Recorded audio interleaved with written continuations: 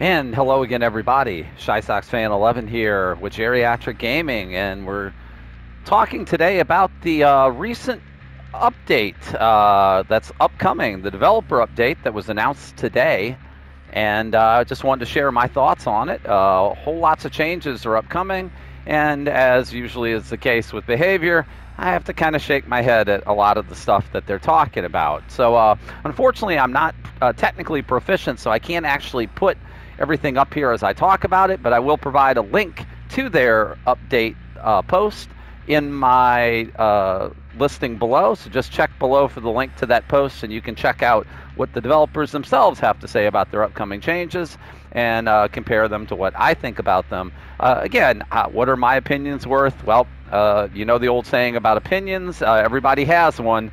And yeah, mine are not necessarily going to be the ones you have, but discussion about them is certainly welcome. Then I'd love to see people comment below about what they think about what I'm saying or what you think about it. And in the meantime, before we get started, please consider hitting the like and subscribe buttons while you're here. It would help us a great deal to grow the channel as we're still here in our infancy. So let's jump right into it. On their development change, they first talk about the clown and his gameplay update.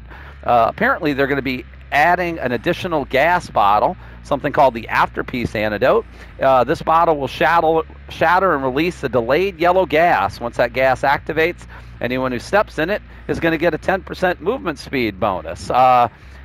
Yes, I said anyone who steps in it. So essentially, this is potentially a gas that if you use it incorrectly, will actually buff the survivors you're facing against and allow them to move 10% faster than you're moving. That's going to reward clowns, I guess, that can use the bottle well and precisely, and punish clowns who use that bottle incorrectly. My guess is that you'll be able to use that bottle maybe to get across the map from one side to the other faster if you're the clown, and use it specifically for yourself. It seems like it's going to be completely inefficient in loops. That's not the way you're going to want to use your bottles anyway. It just sounds like a change that I'm not really sure how it's going to be used. I guess I'd like to see it actually in gameplay. I'm sure somebody will come up with a way to use it efficiently, but to me it feels like it's mainly going to be, at least in the beginning, used by clown players to get across the map faster, particularly if they're on a big map, but I don't know if I necessarily see any other use for that. They've also talked about doing some changes to the reload time. Apparently they're going to be reducing the reload time to reload your bottles from 5 down to 3, almost cutting that in half, and that actually is a buff to the clown. And that right there will I think, be a good addition to the clown. And that is a buff. Now, how much of a buff that's going to matter to the clown? I mean, a little bit of reload time won't hurt. I tend to play clown. I tend to reload immediately after hooking somebody before I head off onto another chase. I rarely reload and chase. I think it'll allow you to reload and chase a little bit easier. But other than that, that's not exactly a huge buff. What worries me is that they said that they've done a pass on the clown's add-ons and that they've changed those around. Considering what they've done with some of the other add-on passes, I don't have a lot of confidence that that's going to be. They called it interesting new combinations in there. My guess is that you're going to see his best add-ons nerfed. He has the one that causes survivors who get into the tonic to be exhausted. I have a feeling that's going to be eliminated, and that's actually one of his best add-ons.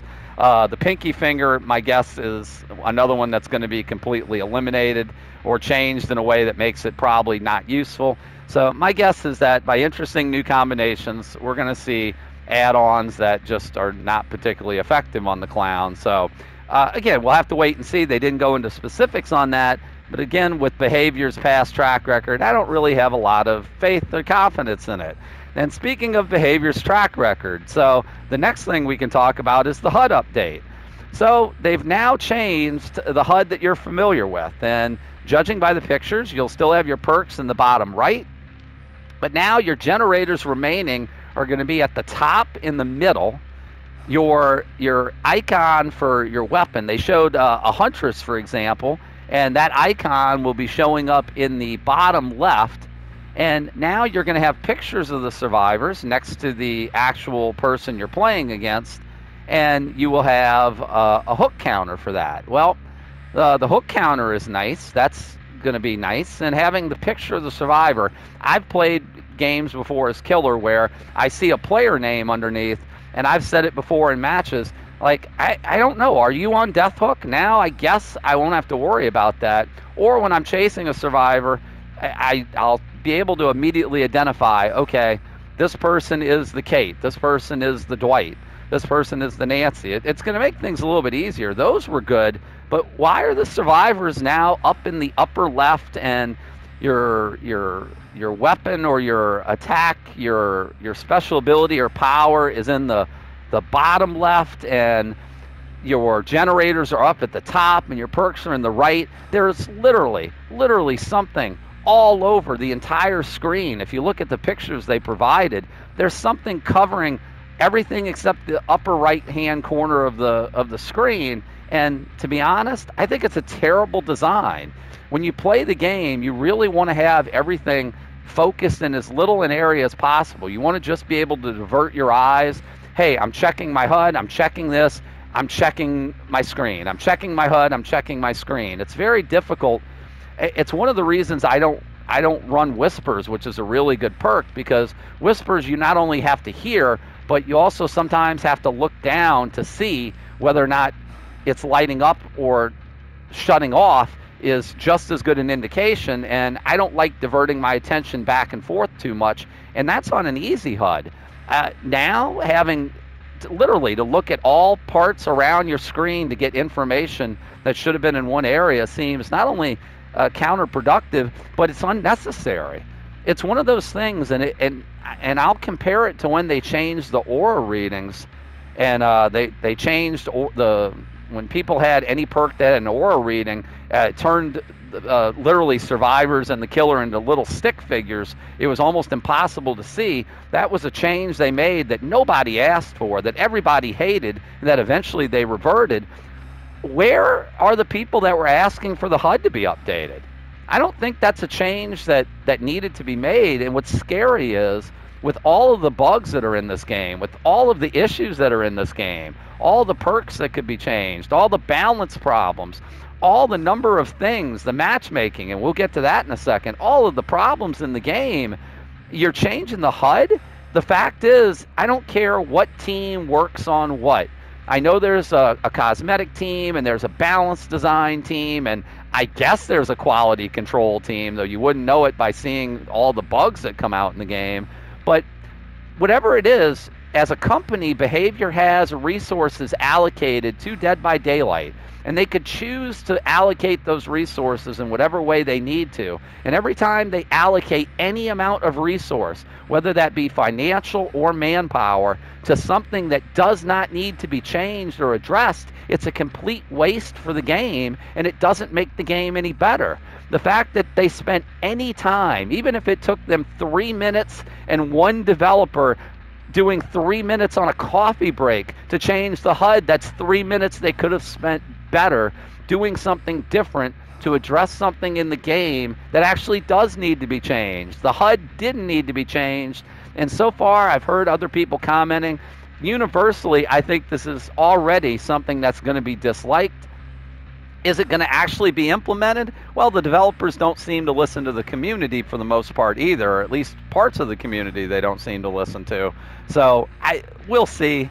I don't think it's a good idea. Again, there are good elements of it. The picture icons and the hook counters are good, but those could have just been implemented with what they already had. They did not need to redesign the entirety of it. I've heard several people refer to it as something that looks like it belongs on a mobile game. And when you're taking a game that's being played on high-end console systems and PCs and you're making it look like a mobile game, that's a step in the wrong direction. So let's hope that they change that. But again, I don't really have any confidence that they will, because, you know, their track record says that they won't. They've changed animations, survivor animations, to make things more fluid. Again, I saw the preview. There's a video on the post that I'm going to link below that shows the preview of the new animations of survivors doing certain things. Is that really a big difference? It's something minor, and again, I'm just going to question why are you allocating any resources to doing something that I don't think anyone was really complaining about. Nobody I saw was out there saying, you know, the problem with Dead by Daylight is that the survivors, when they're doing X action, don't look incredibly realistic. I mean, that's the type of thing you do when your game is perfect and you don't have any other issues. Then you address things like that. But you don't do that when you have so many issues and problems.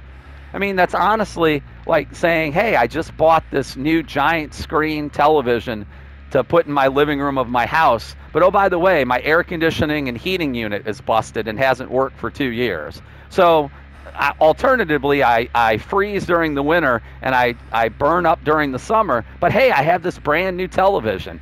The first question you'd ask somebody like that is, what in the world are your priorities? When I see things like Survivor animation updates and HUD changes, but I don't see changes to simple things like the hook bug, where when a survivor crawls under the hook as a killer, you can't pick them up when somebody is hung on that hook. That's a bug that's been in this game, literally an exploit bug that's been in this game for years, well before I played it. You can't fix that, but you're working on animation updates for survivors. Where's behavior's priorities? That's the type of thing that makes you question it. Well, let's move on. Let's talk about one of the big things. Now we're going to start getting into some bigger things. We're going to have MMR being brought back. The matchmaking that was such a wonderful disaster when they implemented it earlier in the year is apparently returning, as they said, in the near future. They said that they've been hard at work tweaking the system. This is a quote from their post. We have been hard at work tweaking the system since our test last year. We are preparing to re-enable skill-based matchmaking for another test soon. Well, all I can say is that I have no confidence that this is going to work. And again, if you ask me why, I'm not trying to be a negative Nancy, so to speak, but just take a look at their last DLC. Look how bug-ridden it was. Look how many problems still remain in the game after literally years and years of people talking about them that don't get fixed. And look back at how bad the MMR was in the beginning and how much confidence they had that it was going to work properly.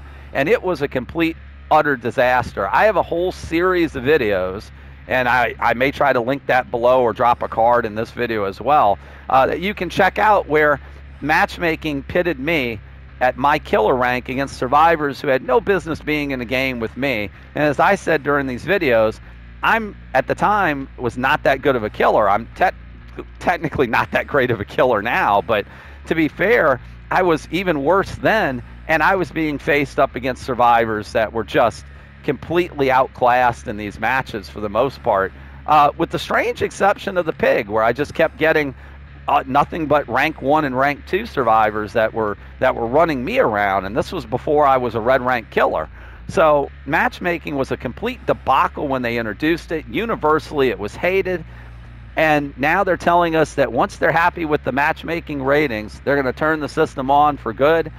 I have no confidence, zero confidence, that matchmaking is going to be any better this time around. I might have more confidence if they said what they screwed up with the first time and how they've addressed it, but they have been, you know, very quiet and very silent on what those issues were.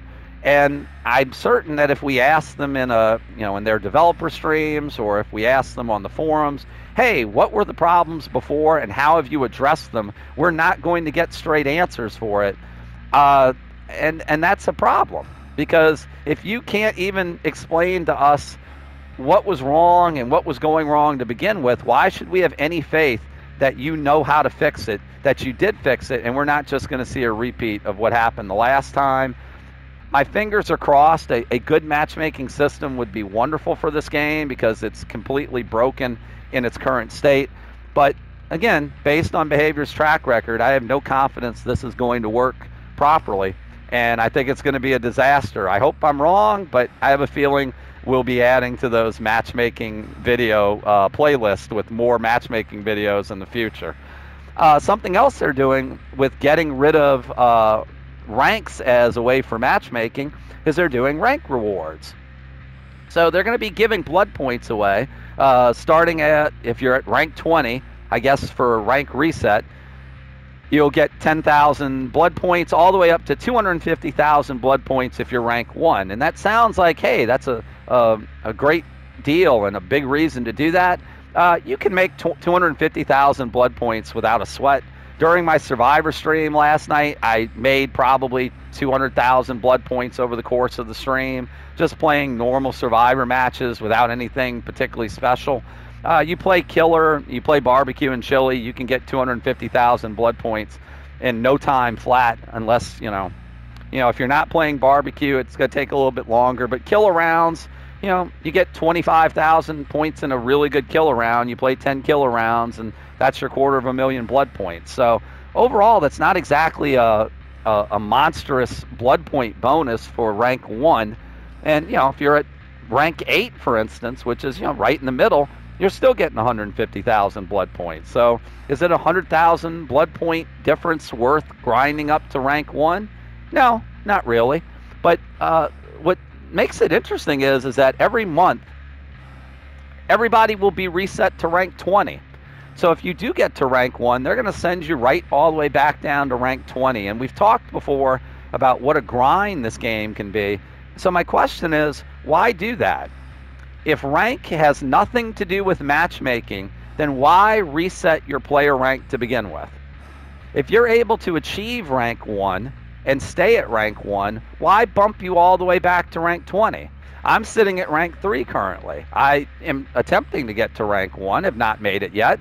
But when rank reset would come, why would you bump me all the way back to 20 if rank has nothing to do with matchmaking? Is it to make me grind the game out?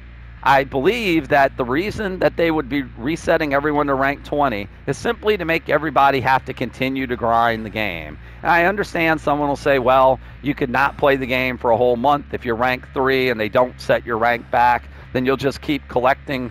At this point, rank 3 would be 210,000 blood points. I guess I could understand that point, but does it really matter? Like I've said, 250,000 blood points, the maximum you can get, is really only a pittance. And the bigger problem is that, once again, we talk about the grind. If you're trying to get perks on Killers, you're trying to get perks on Survivors, there are so many perks and so many levels of those perks that literally the grind is insane, the amount of blood points you have to put in. Well, this is just one more thing that adds to the grind, is making you grind your way back up to that rank. And I understand the developers want people to play the game more, so they want to continue to add things that add to the grind. The Rift is designed to make you grind. Rank Reset now is designed to make you grind. All of this, the Blood Web, is designed to make you grind. You know what? I don't want to play this game because I feel I have to grind things out. I want to play it because the game is fun and enjoyable. Focus on that. But don't focus on doing things that make people grind for no reason. Again, rank has nothing to do, apparently, with the new matchmaking. Then don't change it. Leave people at the rank they're at, and then allow them just to move from there. Does that mean people would never be able to go down in rank? Well, obviously, if they depipped, they would. But, don't punish people who get up to a high rank by sending them all the way back down to rank 20 at the next month to make them have to just regrind back up. I mean, I don't care. It doesn't matter to me what rank I am at the end of the month. I've said before, if I'm purple rank, if I'm red rank, if I'm green rank, it doesn't really bother me. I'm still the same player, no matter what the rank says at whether it's on the 12th of the month or the 13th of the month. But this just seems like another way to force grinding onto players to get those blood points, which honestly just aren't that much. And again, not really a necessity if rank has nothing to do with matchmaking, but just to, again, close that section out, I have no faith the MMR is going to work. Again, let's see if we get proven wrong on that. Then they talk about the graphics update. Apparently, the Gideon Meat Plant and the Crotus Prent Asylum are the next two. They have a couple still shots that look really nice. Again, I'd like to see how it's going to look actually in-game. What worries me about these two is that what we've seen on every graphical map update so far has been not just some changes in the graphics and the lighting, but we've seen the addition of breakable walls. And these breakable walls have done nothing but end up being problems for people playing killer. They tend to create loops that are much, much harder for a killer to navigate. They almost force you to break these breakable walls out when you come across them, adding time to killer that you just don't really have if you're playing against efficient survivors. So my guess is just going to be, as nice as these updates look, is where are they going to be adding breakable walls, and how are those going to be detriments to killers when they run loops, and how much time is that going to force you as a killer to waste? Because that is going to be, to me, probably going to be the main change to look at on these particular updates. I could be wrong. I mean, the Asylum has been noted as a pretty survivor-friendly map. The main building inside has always been insanely strong. Is that going to change? Will there be something done to make that less safe? We'll have to wait until these maps actually get put onto a PTB to see how they play. But my guess is they're going to really just be mainly graphical updates, not much change in the design itself. Again, and with breakable walls added, that will add nothing to gameplay and probably just be a detriment. So we'll see how that works out, though. And finally, we'll get to their miscellaneous section.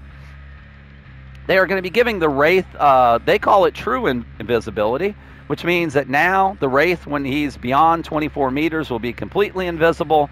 He'll be somewhat visible between 24 and 16 meters, and then you'll still see the shimmer when he's cloaked when he's within 16 meters. This is going to make it a little bit harder for him to be noticed as he's cloaked and moving on a map, particularly if it's a wide open map. You know, it's a buff to the Wraith, but does that make the Wraith all of a sudden a top tier killer? No, that's not nearly enough. To be honest, he needs to move faster when he's cloaked.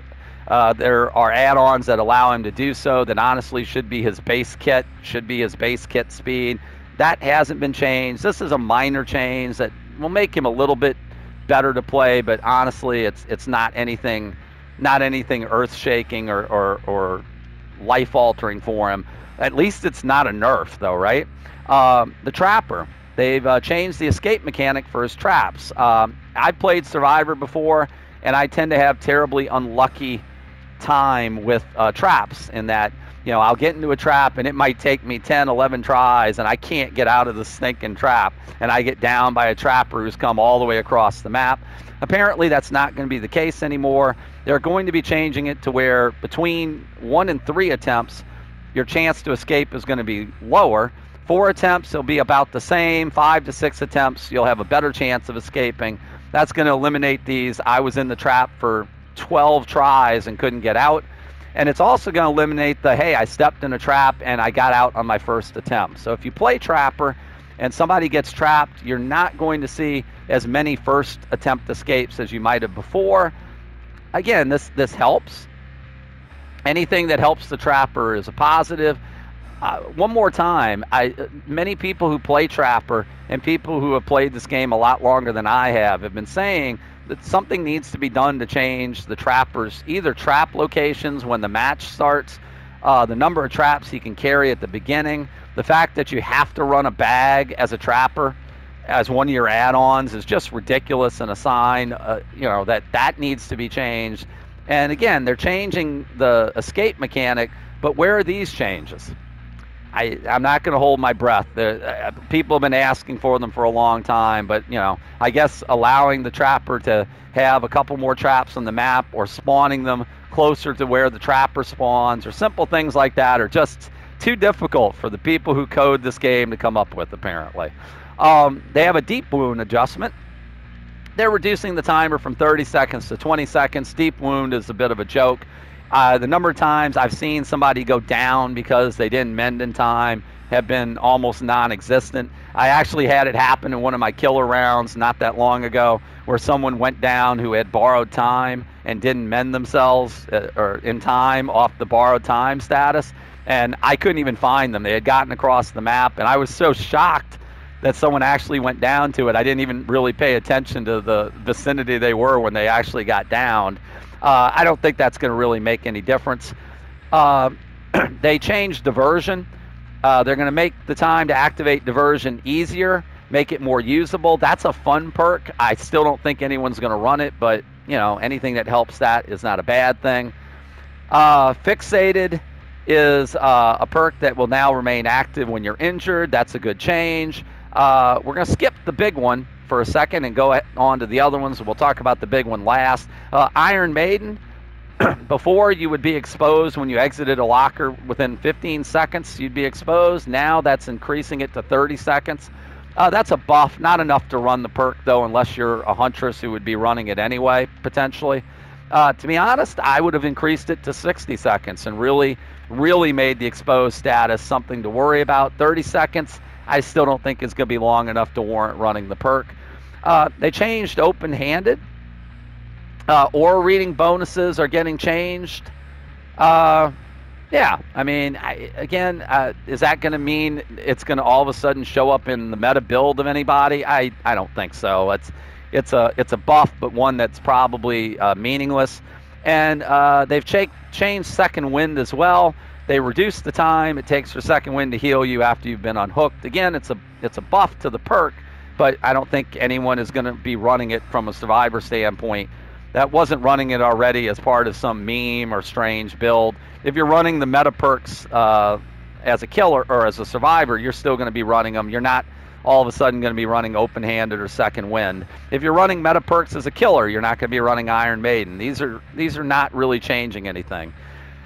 Here's the perk that will be changed, however, Hex Undying, and it's kind of sad to see it get changed because I run Undying and Ruin on pretty much all my builds, and I do so mainly to try to protect my Ruin totem, just to try to keep the game slowed down, particularly when I play a killer like the Pig, as you see here, who does not have the ability to have good map mobility. And, you know, I'm not playing Nurse or Spirit in these rounds, and, you know, a killer like the Pig definitely benefits from a perk like Ruin staying up, and Undying definitely helps in a lot of my matches, but there are lots of my matches where Undying and Ruin both get busted very early, and I'm basically a 2-perk piggy. So they did change it, and I don't really have a problem with them changing it. I don't like the way they changed it in some aspects, and I'll explain why. These are the changes. Now, anytime a Hex totem is cleansed, that replaces the Undying totem. So let's say you're running Undying and Ruin. If they cleanse Undying, then Ruin stays up, but there's no way for Ruin to transfer. That is unchanged. That's basically will be the way it was before. If they cleanse Ruin, then Ruin will basically transfer to the Undying totem, and Undying will no longer exist. So that way, if they get to that totem, then your Ruin is gone forever. And that goes along with any other Hex perk that you might be running along with Undying. Basically, it gives you 2 perks. If you run Ruin and Undying, you're running 2 perks to maybe get 1 respawn of Ruin. Is that going to be enough? Is that worth running it?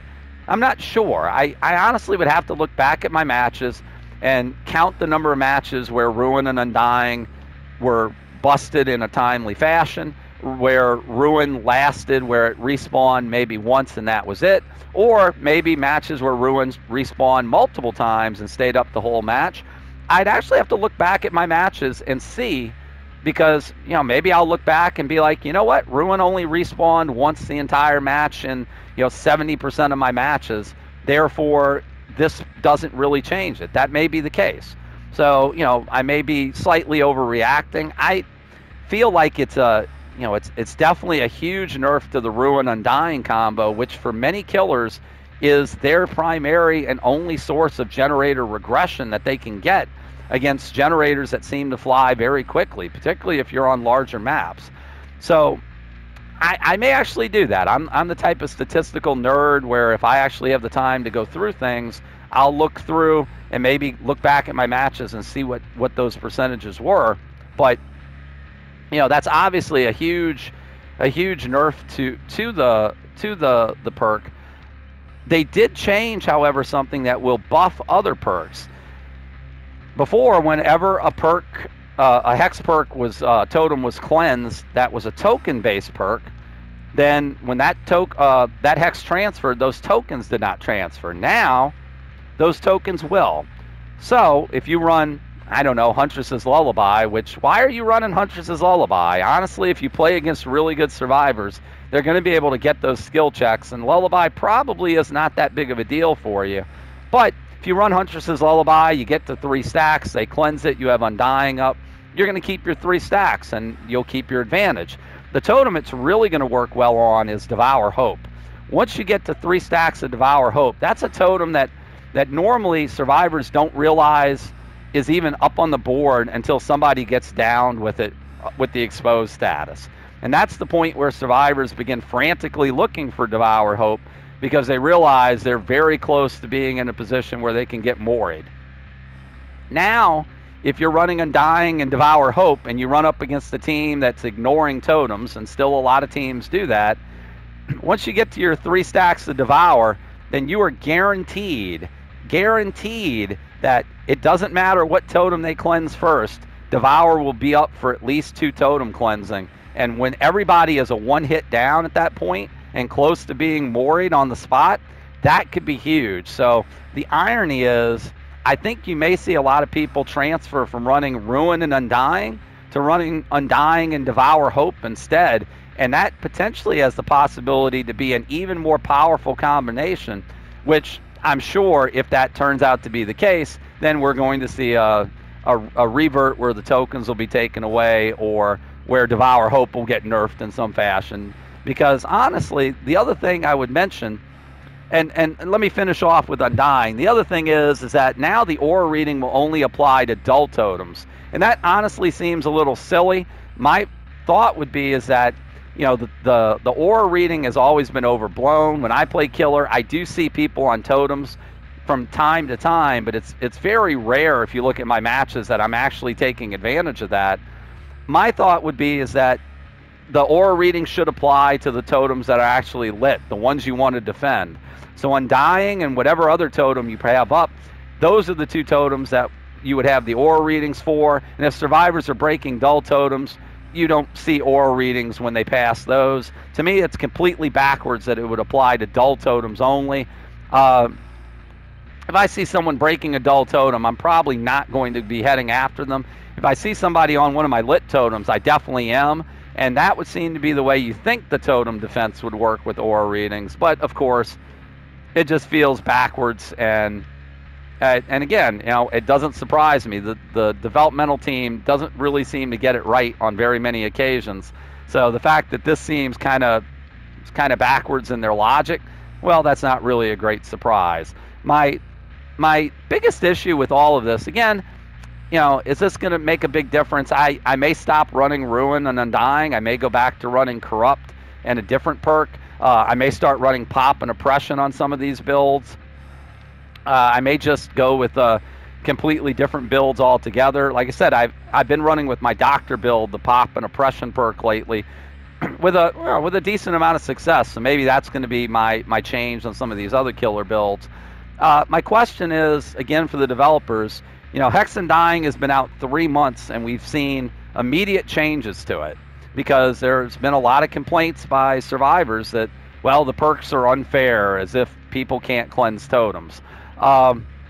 Decisive Strike, still abusable, still 60 seconds, even though Pop was nerfed to 45 seconds. Still the ability to use that 60 seconds as invulnerability to do whatever you want.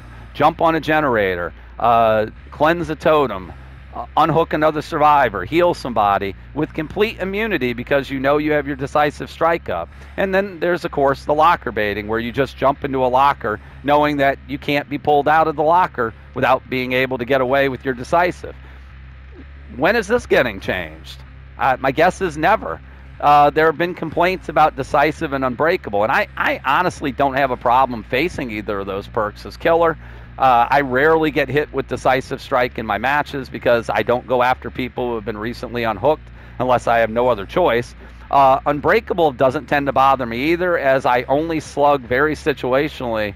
It's rare that I slug, so it's rare that somebody uses Unbreakable on me. So it doesn't really bother me as much, but that's been a bone of contention amongst the Killer community, at least, for a long period of time. And that continues to go unlooked at and unchanged.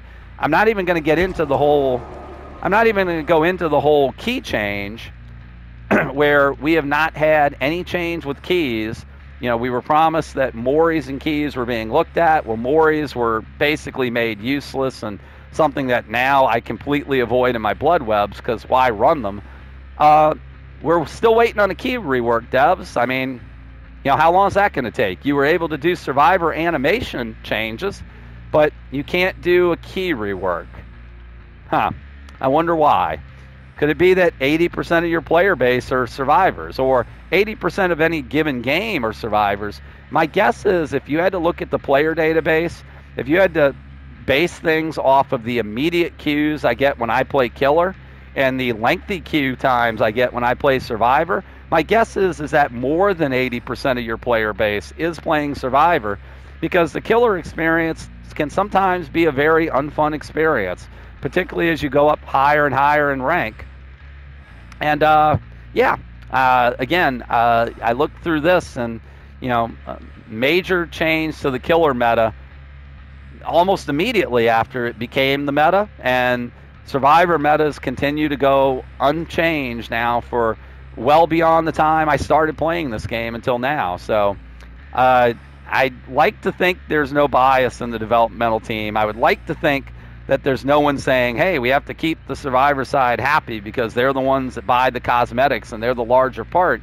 But, you know, the one thing I'll just remind everybody is this is a two-sided game.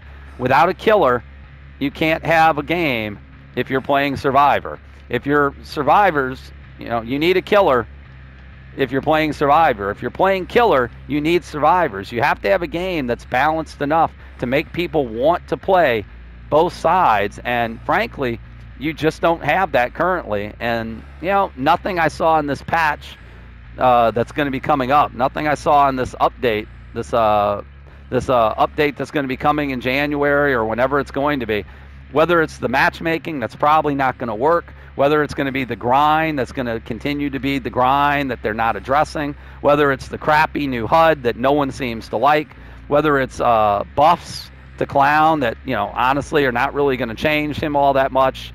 Same thing with the Wraith, same thing to the Trapper, and a major nerf to the killer meta. I haven't seen anything here that's going to make people want to play killer more.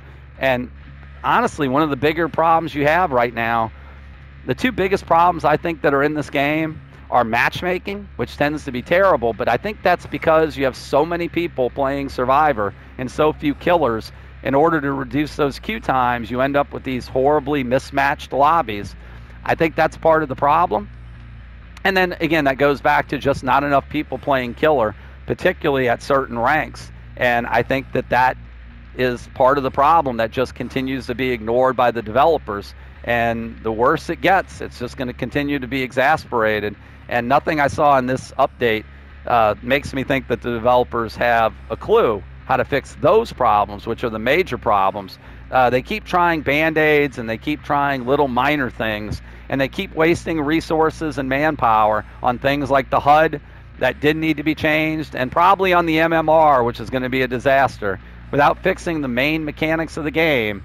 And as someone who enjoys the game and wants to see it thrive, that's something that worries me. So we're going to wrap this up. That's a look at the developer update and what that means for the game.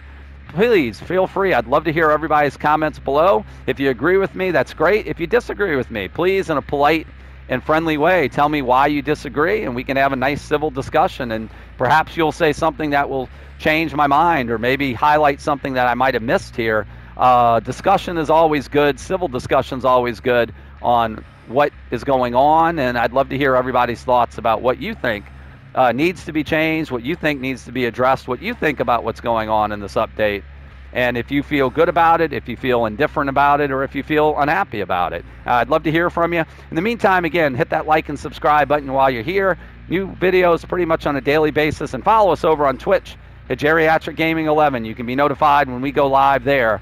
Until the next time, thanks again for watching. Hope you have a wonderful day. We'll see you in our next Dead by Daylight.